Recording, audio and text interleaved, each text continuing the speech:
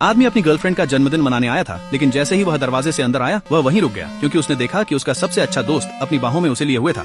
फिर भी जब उसने उसे देखा तो उसने कोई प्रतिक्रिया नहीं दी। इससे वह बुरी तरह नाराज हो गया और वह वापस बाहर चला गया। उसे उम्मीद थी कि वह उसके पीछे दौड़ कर आएगी और अपनी सफाई देगी, लेकिन इसके बजाय वह शांति से बैठ गई और खाने लगी। उसने सोचा कि वह 1 घंटे के भीतर वापस आ जाएगा, माफी मांगते हुए, ये नहीं समझते हुए कि यह धारणा उसे सब कुछ खोने वाली थी। अपने कमरे में वापस जाकर उसने अपना हार्वर्ड प्रवेश पत्र निकाला और बिना किसी हिचकिचाहट के अपना नाम लिख दिया। उसने अपने रूममेट को अलविदा कहा और सीधे हवाई अड्डे की ओर चल पड़ा।